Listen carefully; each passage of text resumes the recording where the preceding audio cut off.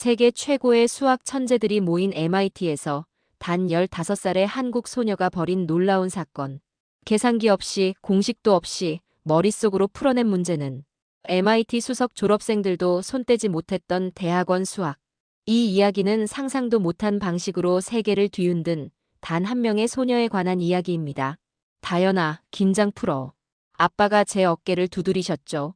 한국에서 24시간 비행기를 타고 온 피로가 아직 가시지 않았습니다. 하지만 설렘이 더 컸어요. 캠프 첫날, 오리엔테이션이 시작됐습니다. 세계 각국에서 온 학생들, 대부분 저와 비슷하거나 조금 더 나이가 많았어요. 러시아, 중국, 인도, 미국. 모두 자기 나라를 대표하는 수학 영재들이었습니다. 그들 사이에서 서울에서 온 중학생인 제가 얼마나 작게 느껴졌는지 모릅니다. 첫 수업은 미적분학 기초였어요. 테일러 교수님이 문제를 칠판에 적으셨습니다. 여러분, 이 문제를 풀어보세요. 계산기 사용 가능합니다. 모두 계산기를 꺼내 들었죠. 저는 가만히 앉아 문제를 바라봤습니다. 숫자들이 머릿속에서 춤을 추기 시작했어요. 항상 그랬듯이 숫자들이 스스로 정렬되고 움직이며 답을 만들어갔습니다. 5분 후 손을 들었어요. 테일러 교수님이 의아한 표정으로 다가오셨습니다. 벌써 끝냈나요? 네, 답은 458.73입니다. 계산기는요? 계산기요? 저는 머릿속으로 해요. 순간 교실이 조용해졌습니다. 테일러 교수님은 제 답안지를 들여다보셨죠. 과정은 없고 답만 적혀 있었으니까요. 답이 맞네요. 하지만 과정을 보여줘야 합니다. 죄송합니다. 저는 그냥 보이는 대로 썼어요. 테일러 교수님의 표정이 변했습니다. 의심과 호기심이 뒤섞인 눈빛이었죠. 교수님은 더 어려운 문제를 내주셨어요. 삼각함수와 로그가 섞인 복잡한 문제였습니다. 다른 학생들은 계산기로 열심히 풀고 있었지만 저는 3분 만에 답을 적었어요.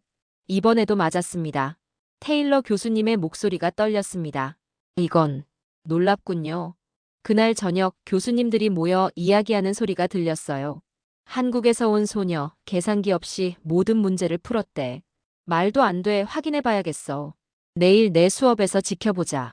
첫날부터 저는 MIT의 주목을 받게 됐습니다. 왜 그렇게 놀라는지 이해할 수 없었어요. 저에겐 그저 숫자가 그림처럼 보이는 것뿐인데. 그날 밤 기숙사 침대에 누워 생각했습니다. 이제 시작일 뿐이구나. 보스턴의 밤하늘은 서울보다 별이 적었지만 더 선명했습니다. 내일은 어떤 일이 벌어질까? 설렘과 두려움이 교차하며 잠이 들었습니다. 아침 식당에서 모두의 시선이 저를 향했습니다. 어제의 소문이 퍼진 모양이었죠. 저기 있어, 계산기 없이 문제 푼다는 한국에. 수군거림이 제 귓가를 맴돌았어요. 평소라면 부끄러웠겠지만 이상하게 당당했습니다. 오전 수업은 확률론. 파커 교수님이 칠판에 문제를 적으셨어요. 복잡한 베이즈 정리 응용 문제였습니다. 옆자리 미국 학생이 계산기를 두드리는 소리가 들렸죠. 저는 노트에 답만 적었습니다. 숫자는 항상 제게 이야기를 들려주니까요. 파커 교수님이 답안지를 거두셨습니다. 제 답안지를 보시고는 눈썹을 치켜 올리셨어요. 이다연 학생, 잠시 복도로 나와 볼까요? 복도에서 파커 교수님은 제 답안지를 들고 물으셨습니다. 과정이 없군요. 어떻게 풀었죠? 머릿속에서 그림이 보여요. 숫자들이 움직이면서 답이 나와요. 다른 학생들은 30분 걸려도 못 푸는 문제인데 교수님의 목소리에 의심이 묻어났습니다. 그날 오후 감독관이 저를 따로 불렀어요. 감독관실에는 3명의 교수님이 앉아 계셨습니다. 테일러 교수님, 파커 교수님, 그리고 처음 보는 흰머리의 교수님. 이다연 학생, 난처하게 해서 미안하지만 흰머리 교수님이 말씀하셨죠. 우리는 CCTV를 확인했습니다. 그리고 내 답안지도. 심장이 쿵쾅거렸습니다. 저는 뭔가 잘못했나요? 수학 과정 없이 답만 적다니 우리 MIT에선 그런 건 인정 못해. 흰머리 교수님의 말씀이 차갑게 들렸어요. 죄송합니다만 저는 그냥 보이는 대로 썼을 뿐이에요. 테일러 교수님이 끼어드셨습니다. 존스 학장님, 이 학생이 컨닝했다고 생각하시는 건가요? 존스 학장님은 고개를 저으셨어요. 그건 아니야. CCTV를 보니 분명히 혼자 풀었어. 하지만 과정 없이 어떻게 이런 문제를 풀 수 있지? 테스트를 해보면 어떨까요? 파커 교수님의 제안이었습니다. 그렇게 즉석 테스트가 시작됐어요. 새 교수님이 번갈아가며 문제를 내셨습니다. 저는 모든 문제의 답만 적었고 모두 맞았어요. 교수님들의 표정이 점점 변해갔습니다. 마지막으로 존스 학장님이 말씀하셨죠. 학생들이 내가 컨닝했다고 의심하고 있어. 어떻게 생각해? 순간 화가 났습니다. 전 컨닝 같은 거 한 적 없어요. 그냥 제 방식대로 푼 것뿐이에요. 교수님들은 서로 눈빛을 교환하셨습니다. 파커 교수님이 조심스레 물으셨어요. 혹시 어떻게 그렇게 푸는지 설명해 줄 수 있겠니? 깊은 숨을 들이쉬었습니다. 어떻게 설명해야 할까요? 저도 정확히 모르는데. 숫자들이. 제게는 색깔과 모양이 있어요. 그리고 그것들이 움직이면서 알아서 정리돼요. 마치 퍼즐 조각이 제자리를 찾아가는 것처럼요. 세 분의 교수님은 놀란 표정이었습니다. 테일러 교수님이 중얼거리셨어요. 공감각이군. 존스 학장님이 결정을 내리셨습니다. 앞으로는 과정도 적어야 해. 그건 수학의 기본이야. 다른 학생들을 위해서라도 그래야 해. 고개를 끄덕였습니다. 그날부터 저는 답을 적은 후 억지로 과정을 만들어 적기 시작했어요. 사실 저에겐 과정이란 게 없었지만 MIT의 규칙을 따라야 했으니까요. 기숙사로 돌아오는 길, 복도에서 몇몇 학생들의 대화가 들렸습니다. 있잖아, 그 한국 애 말이야. 과정도 없이 답만 적었대. 말도 안 돼. 누가 그렇게 풀 수 있어? 내가 보기엔 뭔가 속임수가 있을 거야. 창밖을 바라보며 생각했습니다. 왜 이해하지 못하는 걸까? 내게는 이게 그냥 자연스러운 일인데. 서울에서는 이런 일 없었는데. 학원 선생님도 학교 선생님도 그냥 다현이는 특별하구나라고만 하셨는데. 여기서는 왜 이렇게 의심받아야 할까요? 캠프 셋째 날 수학경진 시험이 열렸습니다. 대회장에 들어서자 긴장감이 감돌았어요. 100명이 넘는 학생들이 자리에 앉아 있었죠. 시험지를 받아들고 깜짝 놀랐습니다. 문제의 난이도가 상상 이상이었어요. 나중에 알게 된 사실이지만 이날 출제된 문제들은 하버드 대학원생들도 어려워하는 수준이었다고 합니다. 첫 번째 문제를 읽기 시작했습니다. 비선형 미분방 정식. 다른 학생들의 얼굴이 점점 굳어가는 게 보였어요. 숫자들이 머릿속에서 춤추기 시작했습니다. 답이 보였어요. 두 번째 문제. 이번엔 위상수학 응용 문제. 이것도 금방 풀렸습니다. 세 번째 문제에서 잠시 막혔어요. 복잡한 다변수 함수였습니다. 숫자들이 흐릿해졌다가 천천히 다시 모양을 갖추기 시작했어요. 집중했습니다. 그러자 숫자들이 제자리를 찾아가며 답이 나왔어요. 모든 문제를 풀고 나서 주변을 둘러보니 대부분의 학생들이 아직 첫 번째나 두 번째 문제에 매달려 있었습니다. 일부는 포기한 듯 고개를 숙이고 있었어요. 시험 감독관인 하버드 교수님이 제게 다가오셨습니다. 벌써 다 풀었나요? 네, 다 풀었습니다. 확실합니까? 이 문제들은 대학원생들도 어려워하는 수준인데요. 네, 확실해요. 교수님은 의심스러운 눈빛으로 제 답안지를 들여다보셨습니다. 제 옆자리 중국 학생이 놀란 눈으로 저를 쳐다봤어요. 교수님이 자리로 돌아가신 후 그 학생이 작은 목소리로 물었습니다. 너 진짜 다 풀었어? 응, 다 풀었어. 어떻게? 난 첫 번째 문제도 못 풀겠어. 그냥 보이는 대로 썼어. 그 학생은 믿을 수 없다는 표정을 지었어요. 저는 다시 답안지를 확인했습니다. 존스 학장님의 말씀대로 과정도 적었어요. 물론 실제로는 그런 과정을 거치지 않았지만 다른 사람들이 이해할 수 있도록 만들어 적은 것이죠. 시험이 끝나고 하버드 교수님과 MIT 교수님들이 답안지를 평가하기 시작했습니다. 저는 밖에서 기다렸어요. 1시간쯤 지났을까 테일러 교수님이 저를 부르셨습니다. 이다연 학생, 잠시 들어와 볼래요? 교수님들이 모임 방에 들어갔습니다. 테이블 위에는 제 답안지가 놓여 있었어요. 하버드 교수님이 말씀하셨습니다. 이걸 정말 암산으로 푼 건가요? MIT 수석 졸업생도 못 푸는 문제인데. 네, 그냥 풀었어요. 놀랍군요. 하버드 교수님은 고개를 저으셨어요. 20년간 수학을 가르쳤지만 이런 경우는 처음 봅니다. 테일러 교수님이 미소를 지으셨습니다. 저희도 마찬가지입니다. 다연 학생은 정말 특별하네요. 그날 저녁 기숙사로 돌아오는 길에 복도에서 수군거림이 들렸습니다. 저에 관한 이야기였어요. 그 한국의 모든 문제를 다 풀었대. 말도 안 돼. 하버드 교수도 어렵다고 한 문제를 말이야. 어떻게 된 거지? 방에 돌아와 창밖을 바라봤습니다. 내가 뭐 그렇게 특별한가? 그냥 숫자가 보이는 대로 적었을 뿐인데. 한국에서는 그저 수학을 잘하는 아이라고만 불렸는데 여기서는 마치 기적처럼 여겨지고 있었습니다. 낯설었지만 한편으로는 기분이 좋기도 했어요. 제 능력을 인정받는 것 같았으니까요. 다음 날 캠프 식당에서 아침을 먹고 있는데 창밖으로 기자들이 몰려오는 모습이 보였습니다. 옆자리에 미국 학생이 알려주었어요. 너 때문에 온 거래. 하버드 대학원 문제를 15살 한국 중학생이 풀었다는 소식이 퍼졌대. 놀라서 숟가락을 떨어뜨릴 뻔했습니다. 기자들이라니요? 저는 그저 문제를 풀었을 뿐인데. 테일러 교수님이 다가오셨습니다. 다연 학생, 잠시 시간 있나요? 당신에 대해 더 알고 싶어 하는 분들이 있어요. 교수님을 따라 회의실로 들어갔습니다. 테이블 주변에는 여러 교수님들과 2명의 기자가 앉아 있었어요. 모두 저를 주목했습니다. 긴장된 마음으로 자리에 앉았어요. 다연 학생은 서울 외곽의 중학교에 다니고 있죠? 기자 중 한 명이 물었습니다.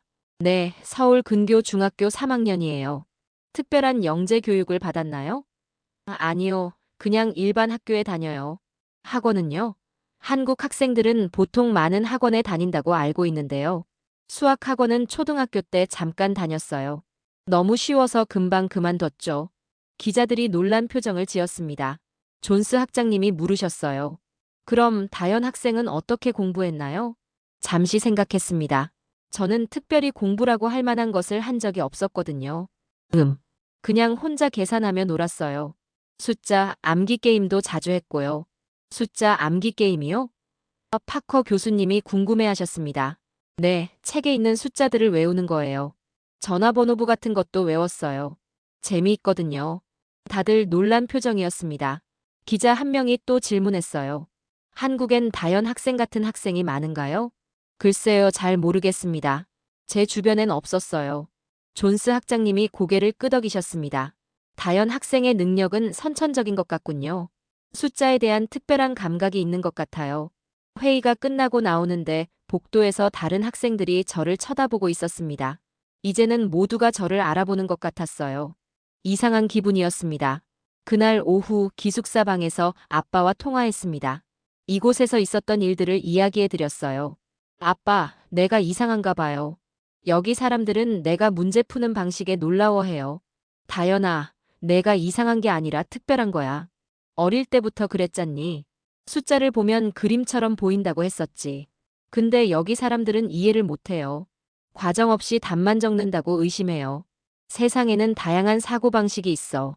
내 방식이 틀린 게 아니라 다른 거야. 자랑스럽게 생각해. 아빠의 말씀에 용기를 얻었습니다. 맞아요. 제 방식이 틀린 게 아니라 다른 거예요. 창밖을 보니 캠퍼스에 취재 차량이 더 많이 모여 있었습니다. 이제 저는 그저 캠프에 참가한 학생이 아니라 하버드 대학원 문제를 푼 15살 한국 중학생이 되어 있었어요. 사람들의 시선이 부담스러웠지만 동시에 제 능력을 인정받는 것 같아 기뻤습니다. 이제 남은 캠프 기간 동안 무슨 일이 벌어질지 궁금했어요. 캠프 5째 날 아침 식사 중에 테일러 교수님이 다가오셨습니다. 다연 학생, 오늘 특별한 행사가 있어요. MIT 수학과에서 공개 테스트를 준비했습니다. 심장이 쿵쾅거렸어요. 공개 테스트라고요? 네, 당신의 실력을 검증하기 위한 자리예요. 걱정할 필요 없어요. 그냥 평소처럼 문제를 풀면 됩니다. 오후 2시 MIT 강당에 들어서자 놀라움을 감출 수 없었습니다. 200석 규모의 강당이 사람들로 가득 찼어요. 앞줄에는 교수님들이 앉아 계셨고 뒤쪽으로는 학생들과 기자들이 자리했습니다. 존스 학장님이 마이크를 들고 말씀하셨어요. 오늘 이 자리에는 MIT뿐만 아니라 하버드, 옥스퍼드, 스탠퍼드에서 오신 수학자들이 함께하고 있습니다. 이다연 학생의 놀라운 능력을 직접 확인하기 위해 모였습니다. 강단 중앙에 책상과 의자가 놓여 있었습니다. 제 자리였죠. 다리가 후들거렸지만 담담하게 걸어가 자리에 앉았어요. 존스 학장님이 계속해서 설명하셨습니다. 오늘 테스트는 20분간 10문제를 푸는 방식으로 진행됩니다. 문제는 학부 고급 과정부터 대학원 과정까지 다양한 난이도로 구성되어 있습니다. 테일러 교수님이 문제지를 건네주셨어요. 수백 명의 시선이 저를 향하고 있다는 걸 느꼈습니다. 심호흡을 하고 문제지를 펼쳤어요. 첫 번째 문제는 비선형 시스템 문제였습니다. 머릿속에서 숫자들이 움직이기 시작했어요. 답이 보였습니다. 두 번째, 세 번째 문제도 마찬가지였죠. 손도 거의 쓰지 않고 머릿속으로만 계산했습니다. 과정은 적지 않고 답만 차례로 적었어요. 관중석에서 웅성거림이 들렸습니다. 저 아이 손도 안 쓰고 있어. 어떻게 저렇게 풀 수 있지? 믿을 수 없군. 10번째 문제까지 모두 풀고 나서 고개를 들었습니다. 시계를 보니 12분밖에 지나지 않았어요. 테일러 교수님이 문제지를 가져가셨고 채점이 시작됐습니다. 저는 자리에 앉아 기다렸어요. 5분 후 존스 학장님이 마이크를 다시 들고 말씀하셨습니다. 놀라운 결과를 발표합니다. 계산 과정 없이 이다연 학생의 결과가 전부 맞았습니다. 전부요. 강당이 술렁였습니다. 박수 소리가 터져 나왔어요. 하버드 교수님이 손을 들고 질문하셨습니다. 어떻게 그렇게 빨리 풀 수 있나요? 특히 7번 문제는 정수론의 난제 중 하나인데요. 마이크가 제게 넘어왔습니다. 심장이 쿵쾅거렸지만 침착하게 대답했어요. 저도 정확히 설명하기는 어려워요. 그냥 문제를 보면 숫자들이 스스로 움직이면서 정리돼요. 특히 7번 문제는 숫자들이 특별한 패턴으로 정렬되었습니다. 옥스퍼드에서 온 교수님이 질문하셨어요.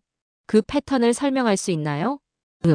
숫자들이 빛나는 점처럼 보이고 그 점들이 연결되면서 답이 나와요. 마치 별자리처럼요. 교수님들은 서로를 바라보며 놀란 표정을 지었습니다. 스탠퍼드 교수님이 말씀하셨어요. 이것은 공감각의 일종인 것 같습니다. 숫자 형태 공감각이라고 하죠. 테스트가 끝나고 기자들이 몰려왔습니다. 카메라 플래시가 터지고 여러 질문이 쏟아졌어요. 다연 학생, 미국 대학에 진학할 계획이 있나요? 한국으로 돌아가면 어떤 공부를 계속할 건가요? MIT에서 특별 프로그램을 제안받았다는데 사실인가요? 테일러 교수님이 저를 지키듯 옆에 서서 말씀하셨습니다. 오늘은 여기까지입니다. 다연 학생은 아직 학생이고 충분한 휴식이 필요합니다. 기숙사로 돌아오는 길, 캠프에 참가한 다른 나라 학생들이 다가와 축하해줬어요. 정말 대단해. 어떻게 그렇게 푸는지 나도 알려줘. 너와 같은 캠프에 참가하게 돼서 영광이야. 방에 돌아와 침대에 누웠습니다. 오늘 있었던 일들이 믿기지 않았어요. 전 세계 수학자들 앞에서 문제를 풀다니. 그것도 모든 문제를 맞추다니. 창밖으로 보스턴의 밤하늘을 바라보며 생각했습니다. 내가 정말 특별한 걸까? 아니면 그냥 다른 방식으로 세상을 보는 것뿐일까? 공개 테스트 다음 날 MIT 신문에 제 사진과 함께 기사가 실렸습니다. 15세 한국 중학생, MIT 수학계를 뒤흔들다. 캠프 참가자들이 신문을 들고 다니며 제게 사인을 요청했어요. 처음 겪는 일이라 어색했지만 친절하게 응했습니다.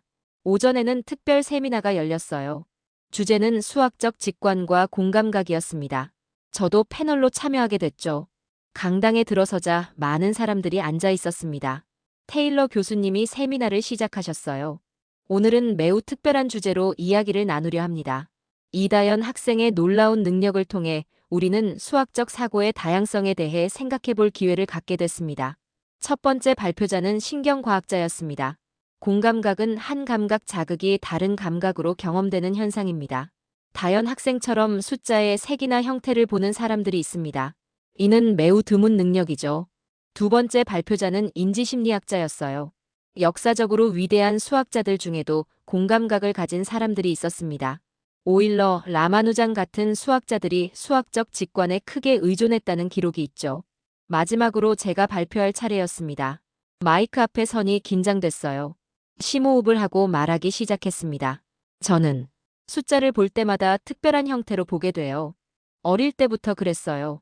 7은 항상 녹색빛을 내고 9는 동그란 형태로 회전하는 것처럼 보이죠. 복잡한 수식을 보면 숫자들이 움직이면서 스스로 정리돼요. 청중들은 집중해서 들었습니다. 계속해서 말했어요. 저에게 수학은 공식이 아니라 이미지예요. 문제를 풀 때 계산하는 게 아니라 그림을 보는 것 같아요. 답이 보일 때까지 숫자들이 움직이는 걸 지켜보는 거죠. 예를 들어 미분방 정식을 볼 때는 곡선이 변하는 모습이 보여요. 적분을 할 때는 면적이 채워지는 과정이 보이고요. 저는 이걸 설명하기 어려웠어요. 다들 저처럼 보는 줄 알았거든요. 질문 시간이 됐습니다. 한 교수님이 물으셨어요. 그럼 다연 학생은 계산을 전혀 하지 않는 건가요? 네, 계산이란 걸 해본 적이 없어요. 저에겐 숫자가 움직여요. 머릿속에서요. 존스 학장님이 자리에서 일어나셨습니다. 이건 우리 MIT 수학과의 교육 방식에 대해 다시 생각해보게 만드는 사례입니다. 우리는 너무 형식적인 접근법만 강조해 왔는지도 모릅니다. 세미나가 끝나고 여러 교수님들이 제게 더 많은 질문을 하셨어요. 저의 경험을 자세히 듣고 싶어 하셨죠. 특히 테일러 교수님은 제 능력을 연구하고 싶다고 하셨습니다. 다연 학생, 당신의 뇌가 어떻게 작동하는지 연구해보고 싶습니다. 기회가 된다면 fMRI 촬영을 통해 문제를 풀 때 뇌의 어느 부분이 활성화되는지 확인하고 싶어요. 그날 저녁 아빠와 전화 통화를 했습니다. 오늘 있었던 일들을 이야기해 드렸어요. 아빠, 오늘 내 뇌를 연구하고 싶다는 교수님들이 많았어요. 그래, 우리 다연이가 정말 특별한가 보구나. 근데 아빠, 나는 그냥 평범하게 보는 건데 다른 사람들은 그렇지 않다는 게 신기해요.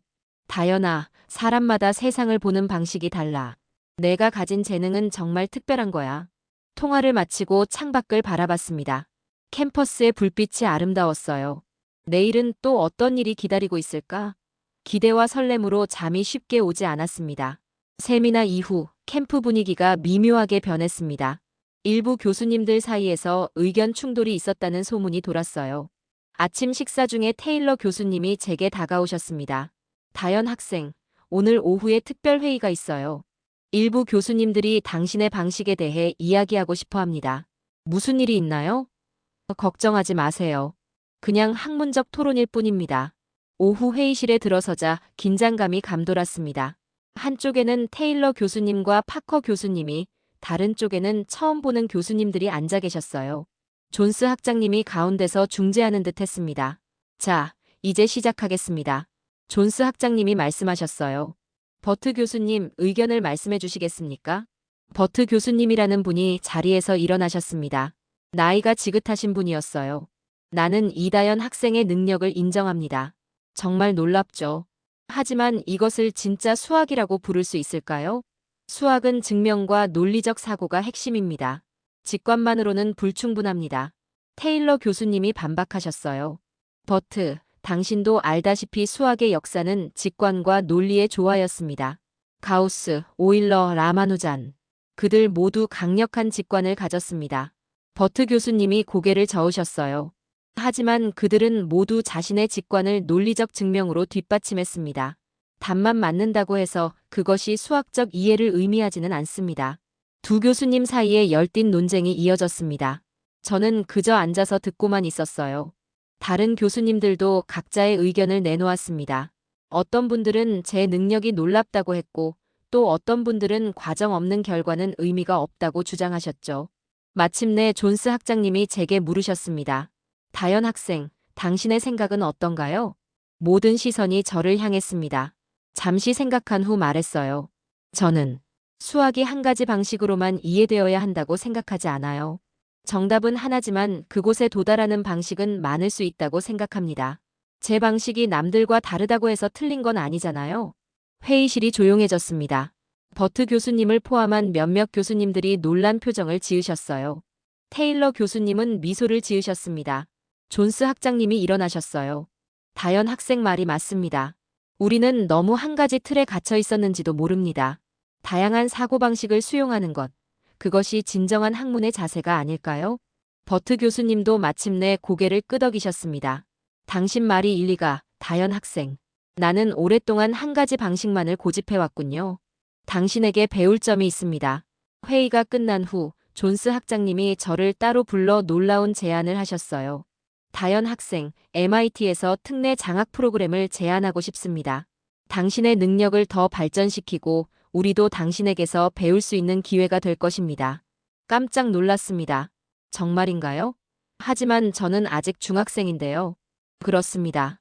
당신은 계속 한국에서 학업을 마치고 고등학교 졸업 후 MIT에 특별 입학할 수 있습니다.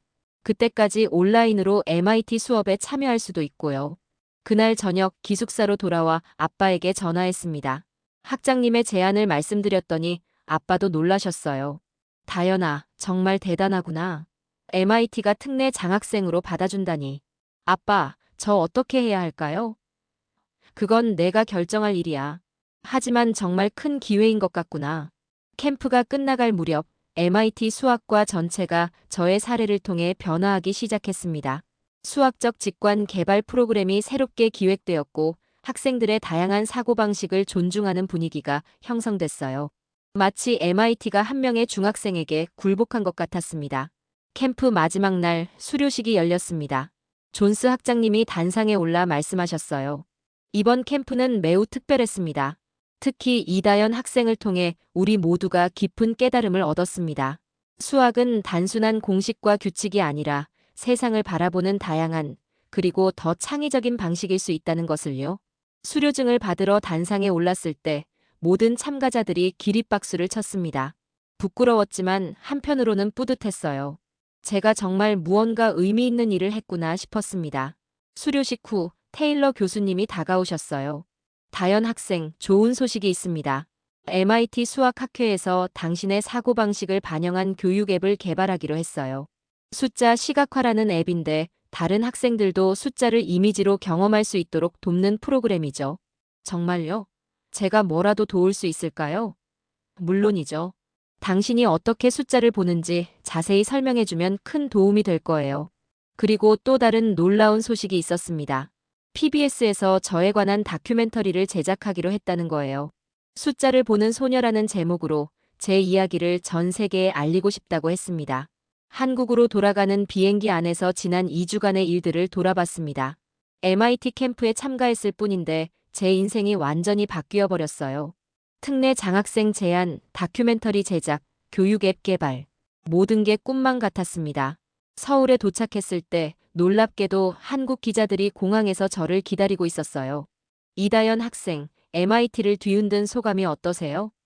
앞으로의 계획은요? 질문이 쏟아졌습니다. 학교로 돌아갔을 때도 분위기가 달라졌어요. 선생님들은 저를 자랑스러워하셨고 친구들은 호기심 어린 눈으로 바라봤습니다. 어떤 친구들은 어떻게 그렇게 문제를 푸는지 알려줘라고 물었고 저는 최대한 설명하려고 노력했어요. 예전에는 수학 시간에 저만 다르게 문제를 푼다고 놀림받기도 했는데 이제는 모두가 제 방식을 존중해주는 것 같았습니다. 더 이상 과정을 적으라고 강요받지도 않았어요. 선생님께서는 다연이는 특별한 방식으로 생각해. 우리도 그걸 배워야 해라고 말씀하셨죠. MIT에서 개발 중인 앱은 몇 달 후에 완성되어 전 세계에 공개됐습니다. 유튜브에 영상이 업로드되자마자 수백만 뷰를 기록했어요. 댓글에는 이제 나도 수학이 두렵지 않아. 다연이 덕분에 수학에 흥미가 생겼어. 같은 반응이 넘쳐났습니다. PBS 다큐멘터리는 방영 첫날부터 화제가 됐고 여러 나라에서 번역되어 방송됐어요. 저는 종종 온라인으로 MIT 교수님들과 화상회의를 하며 앱 개발에 참여했습니다. 가장 기뻤던 것은 제 이름이 MIT 수학연구소 벽에 새겨진 것이었습니다. 이다연 수학적 직관의 새 지평을 연 학생이라는 문구와 함께요. 제가 수학을 바라보는 방식이 MIT를 변화시켰다는 사실이 믿기지 않았어요. 이제 저는 고등학교에 진학할 준비를 하고 있습니다. 그리고 그 후에는 MIT로 갈 예정이에요. 계산기는 사용하지 않아도 되지만 저의 두뇌는 멈추지 않을 거예요. 이것이 여정의 끝이 아니라 시작이라고 생각합니다. 앞으로도 수학이라는 아름다운 세계를 제 방식으로 탐험해 나갈 거예요. MIT는 이제 하나의 이름을 잊지 않습니다. 이다연 숫자를 보는 소녀. 계산이 아니라 직관으로, 반복이 아니라 창의로. 세상을 풀어낸 한 소녀의 방식이 수학을, 그리고 교육을 바꿔놓았습니다. 지금 이 순간에도 누군가 숫자 너머를 보고 있을지 모릅니다. 세상을 바꾸는 건 언제나 평범해 보이는 특별함이니까요.